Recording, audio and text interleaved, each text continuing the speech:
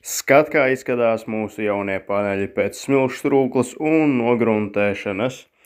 Liekam iekšā šo te panelīti, atzīmējam punktu mētinājumu vietas, noslīpējam grunti šajās te vietās, kurās mētināsim, un mētinām visu klāt. Neliela rūpība vienmēr atmaksājās, nevajag visu pārāk sasteigt, citādi tas var maksāt dārgi.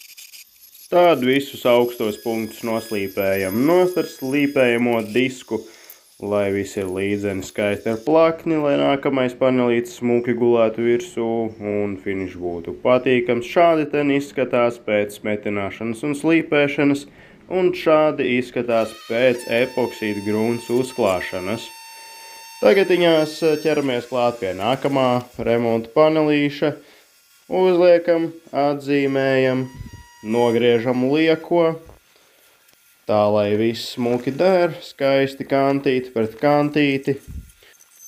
Apslīpējam metināmās vietas, lai nav nekādas grunts paliekas, lai viss skaisti sametinātos, liekam iekšā mūsu panelīti, pieskrūvējam klāt ar samares skrūvēm, iestiprinam viņas tādējādi vietā šo te paneli.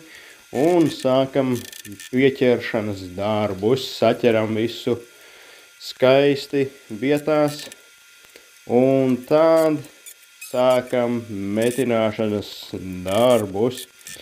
Metinam pamīšus šuvīti, tā lai pārlieku neradītu nekādus spriegumus metālā, un noslīpējam visu skaisti. Un lūk, finišs. Šādi izskatās no otras puses. Sākam gatavot jau mērīt, piemērīt, kā arī piegraizīt. Šīta paneļa instalāciju skaties nākamajās sērijās.